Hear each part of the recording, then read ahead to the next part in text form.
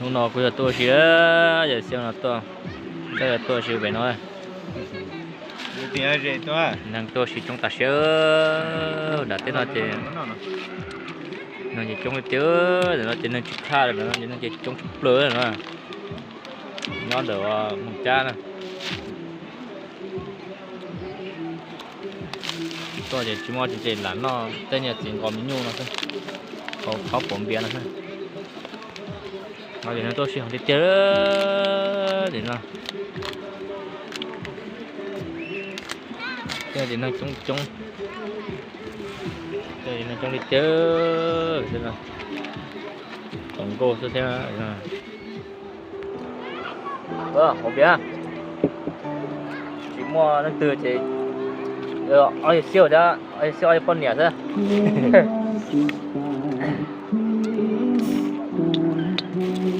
mà để một để với năng ốc cũng cái ta là để vô cho cùng để không cùng phá để chuyện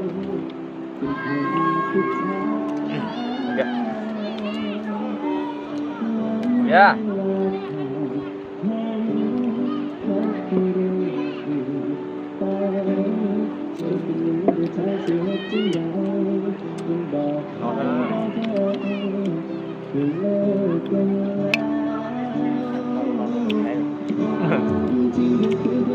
nó tẩu chiêu mà còn chưa hi lo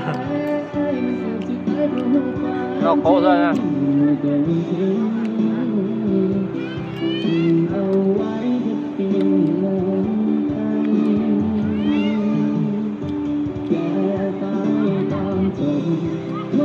ôi chưa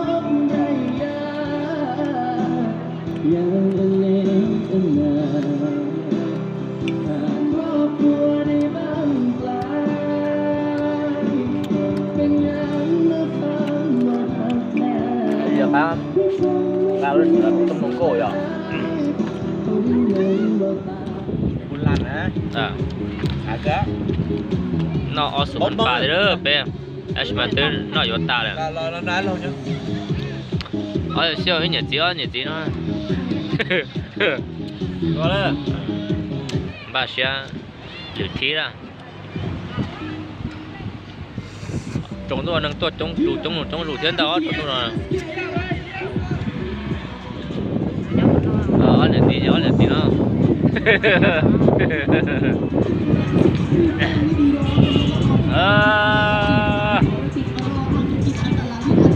còn nó còn chỉ một cái ở đây nữa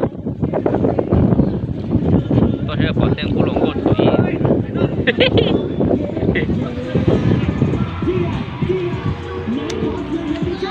à đó lâu này tự nhiên lán nó là hầu nó đó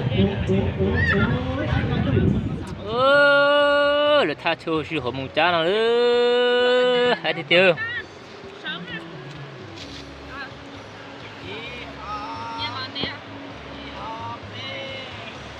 nâng chạy qua suy hàng đi tiêu bỏ mà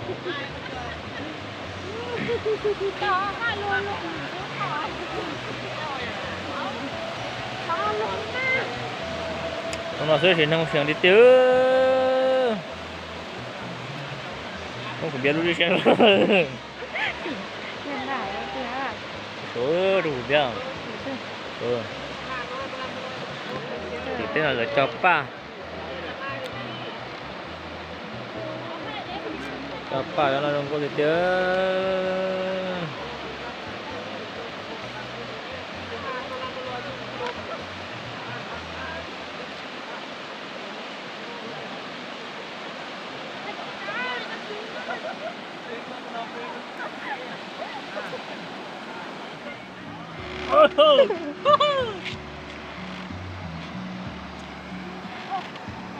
xin chào nhớ được chưa đó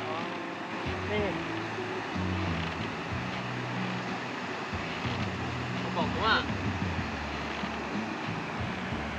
chip bò đấy à bé tôi xía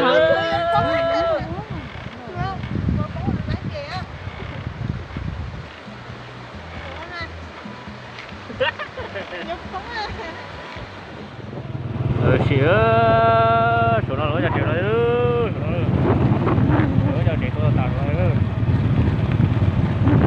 nó khả năng của à cái to à Không. nó tạo xíu giờ là ta nào nó Chắc đi nha, nó chỉ chế hùa rồi, chơi chỉ có chơi nhỏ, chỉ có chơi hùa rồi. ừ